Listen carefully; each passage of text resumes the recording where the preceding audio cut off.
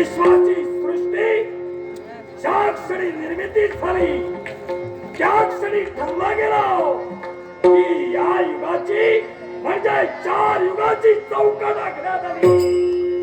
ही 4 युग म्हणजे कृतयुग, त्रेतायुग, द्वापरयुग आणि सांप्रत चालू आहे ते म्हणजे कलियुग. ज्या क्षणी कृतयुगाची निर्मिती होतात कृतयुगाला सुरुवात झाली.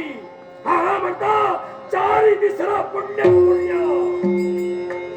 विश्वाचा समतोल राखला जाऊ नये याच्यासाठी माझी निर्मिती झाली. पण विश्वात काही घडामोडी होईना त्याचमुळं स्वर्ग, मृत्यू आणि पाताळ 3 दारात ज्या क्षणी घडामोड होईना त्या क्षणी हा म्हणतात या पाप देवतेचा आधार समस्त सरळ देवताने घेतला. ज्या वेळी देवताला ज्या वेळी साह्याची आवश्यकता लावेल त्यावेळी या पाप देवतेचा आधार समस्त देवता घेऊ लागले. हा म्हणता कृतयुग संपलं, त्रेतायुगाला प्रारंभ झाला.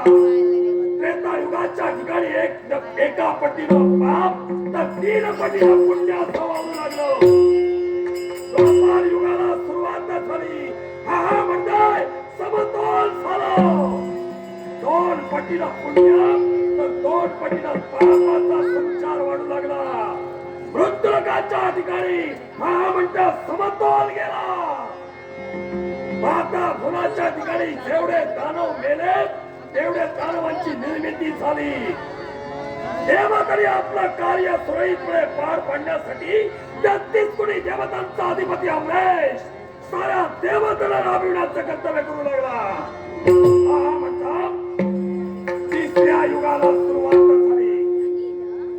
कृतयुग संपलं, त्रेतायुग संपलं, द्वापार युगाला सुरुवात झाली. हा म्हणता पापाचा संचार 3 पटीनं वाढला.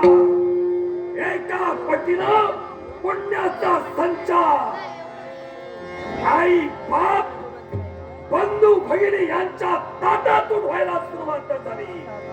ज्या युगाची मार्ग प्रतीक्षा कल्प विकल्पाची देवता कलिदेव करत होती ते युग म्हणजे कलियुगाला प्रारंभ झाला. ज्या समस्त साऱ्या 33 कोटी देवतांना माझ्या समवेत ज्या रुंद्यानं शाप दिला त्या शापामुळे